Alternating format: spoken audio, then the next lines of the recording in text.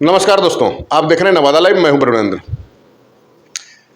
हिंदुस्तानी आवाम मोर्चा का आज गरीब जनसभा गांधी इंटर विद्यालय में आयोजित था और मंच पे मौजूद थे पार्टी के राष्ट्रीय अध्यक्ष पूर्व मंत्री संतोष मांझी और पार्टी के संस्थापक और इन दिनों संरक्षक की भूमिका में पूर्व मुख्यमंत्री जीतन राम मांझी जी। माहौल गहमा गहमी भरा था और इस दौरान एक तरह से दम भरा जा रहा था मन से ही कि नवादा सीट मोटा मोटी तौर पे हिंदुस्तानी आवाम मोर्चा लड़ने जा रही है, इस टाइप का कुछ माहौल बनाने का प्रयास किया गया। हालांकि जो इसके राष्ट्रीय अध्यक्ष हैं संतोष मांझी जी, वो उनकी बारी जब आई तो उन्होंने कहा कि नहीं, हम लोगों को हर सीट पे तैयारी करनी है और हम लोग कई कार्यक्रम इस टाइप का कर चुके हैं। नवादा में हुआ है, जमुई में होना है, इसके पहले पूर्णिया में हुआ है, वगैरह वगैरह वो कहे। और उन्होंने कार्यकर्ताओं को एक तरह से सलाह और नसीहत के रूप में दी कि हम लोग मजबूत रहेंगे तो कोई भी हम लोगों को पूछेगा, और जब पार्टी बैठेगी महागठबंधन एनडीए के लीडर्स के साथ तो उसमें ये तय होगा कि कौन सी सीट पर कौन चुनाव लड़ेगा। और तैयारी हमें सब पर करनी है और अगर नवादा सीट आती है हम लोग के खाते में तब उम्मीदवार तय होगा कि नवादा से कौन चुनाव लड़ेगा। दरअसल मसला ये हुआ था कि जो आयोजन था वो पूरी तरह से कहीं न कहीं एक व्यक्ति विशेष के द्वारा ऐसा प्रस्तुत किया जा रहा था कि उनका है। मतलब कि हम चर्चा कर रहे हैं पार्टी के जिला प्रभारी और प्रदेश महासचिव रोमित सिंह की।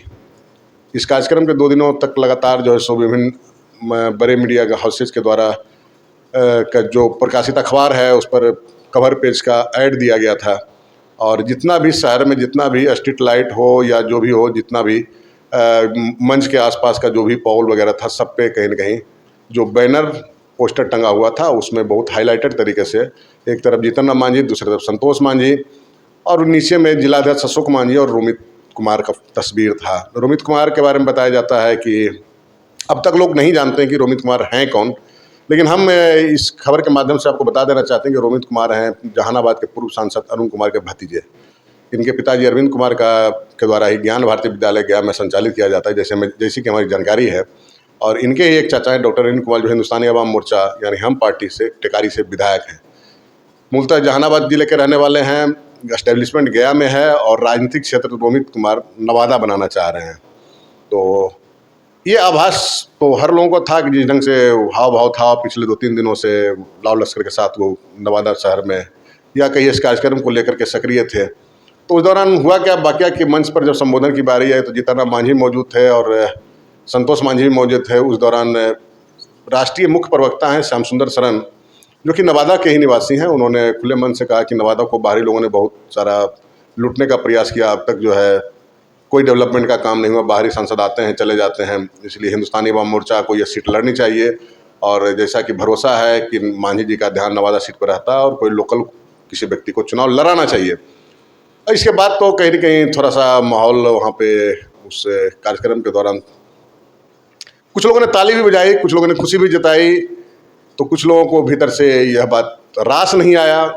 हालांकि इसका डैमेज कंट्रोल कहीं न कहीं संतोष मांझी ने खुद किया कि जब पार्टी का ये सीट होगा तब देखा जाएगा उम्मीदवार कौन हो। उन्होंने एक तरह से ये प्रयास किया और कार्यकर्ताओं को नसीहत भी दी कि भाई पहले सब लोग को एकजुट होना है, पार्टी को सशक्त बनाना है, उसके बाद ये सब हो पाए।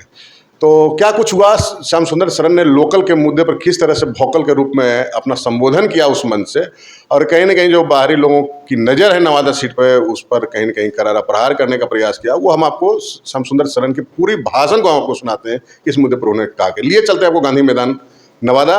चलिए देखिए सुनिए और कि श्याम सुंदर सरन क्या कहते हैं। उसके पहले एक अपील दोस्तों कि अगर अब तक आपने नवादा लाइव चैनल को सब्सक्राइब नहीं किया तो सब्सक्राइब कर लेंगे, बेल आइकन बजा लेंगे, वीडियो अच्छा लगे तो लाइक और शेयर जरूर करेंगे। मिलते हैं किसी और वीडियो में, तब तक के लिए नमस्कार। के रूप में नवादा के लाल के रूप में करूंगा।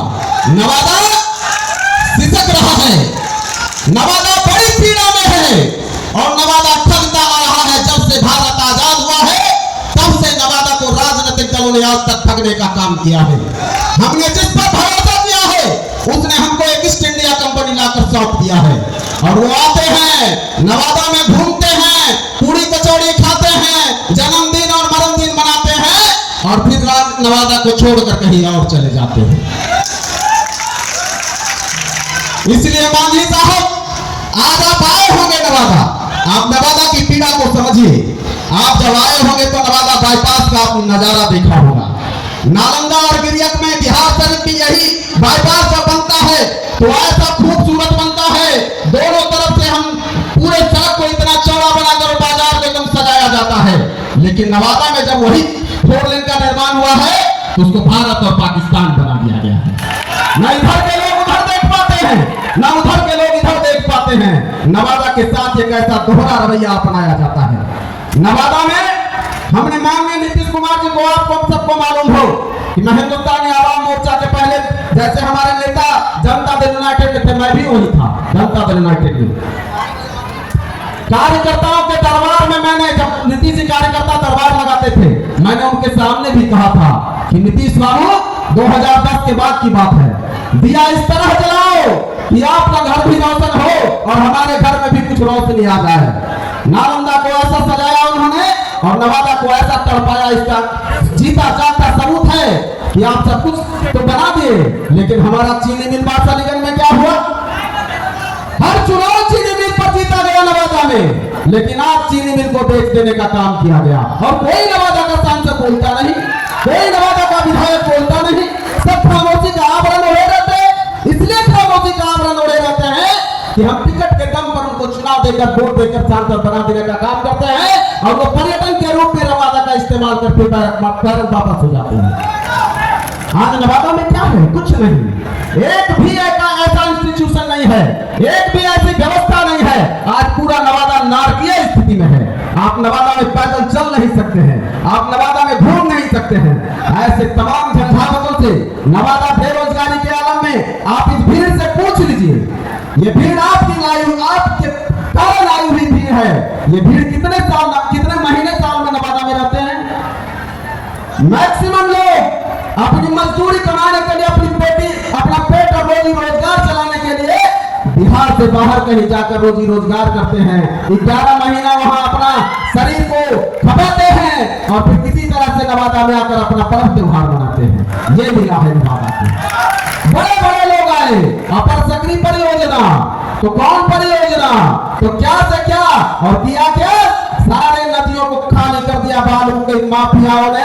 आज एक भी नवादा की नदी में पानी नहीं है।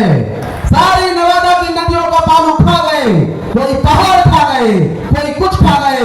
माफियाओं के जंजाल में इस नवादा को लोगों ने, तमाम राजनीतिक दलों ने परोसने का काम किया है। लेकिन अब नवादा ने ठान लिया है कि हम माफियाओं के चंगुल में नहीं आने वाले हैं। और आपसे गुजारिश है, नवादा सबरी की भांति किसी राम का इंतजार कर रहा है। नवादा किसी अहिल्या की भांति श्री राम का इंतजार कर रहा है और नवादा ने सब पर भरोसा किया, हर किसी ने ठगने का काम किया है। मैं नाम लेता हूं क्योंकि मैं नवादा की जनता के रूप में बोल रहा हूं। भारतीय जनता पार्टी को मौका मिला, हमेशा बाहर से सांसद। लोक जनशक्ति पार्टी को लोगों ने समझा कि रामविलास पासवान जी गरीबों के मसीहा हैं, हमारे दर्द को समझेंगे। उन्होंने भी बाहर से लाकर धरपसु को पटक दिया और आज क्या स्थिति है? इसलिए आप में हम राम का अक्ष देखते हैं और आप गरीबी से ऊपर उठकर आए हैं। आप गरीबों का दर्द समझते हैं, आप मातृभूमि का दर्द समझते हैं। इसलिए उस सबरी और अहिल्या के तरफ हम आपसे भीख मांगते हैं कि आप नवादा को अपने खाते में लीजिए और नवादा के किसी लाल को, जिसने आपके पार्टी को खून और पसीने से सींचने का काम किया है, वैसे किसी लाल को आप टिकट देकर देने का काम करिए। नवादा पूरे बिहार में सबसे रिकॉर्ड मतों से चुनाव जीतेगा और पूरे भारत में आपका नाम रोशन करेगा। बहुत सारी बातें कहनी थी, लेकिन अध्यक्ष जी परेशान मत होइए, 2 साल ही कहेंगे। एक नवादा के लिए कहेंगे और एक अपने कार्यकर्ताओं के लिए कहेंगे। नवादा के लिए है कि खुद ही को कर बुलंद इतना, खुद ही को कर बुलंद इतना कि हर तकदीर से पहले खुदा बंदे से पूछे बता तेरी जगह क्या है। और दूसरा अपने कार्यकर्ताओं के लिए कहेंगे कि बिचधारी मत डोल, मेरा आसन बहुत कड़ा है। बिचधारी मत डोल, मेरा आसन बहुत कड़ा है और लघु रूप में कृष्ण बहुत बड़ा है। नवादा ने अब मुरेठा बांध लिया है, जवाब समय पर वैसे तमाम राजनीतिक दलों को हम देंगे और अपने नेता से गुजारिश करेंगे कि इस भावना को, नवादा की जनता की जो मांग है उसका आप ख्याल रखेंगे। बहुत बहुत धन्यवाद, आपका हार्दिक अभिनंदन, आभार। आप तमाम लोगों को मेरा प्रणाम, सादर प्रणाम।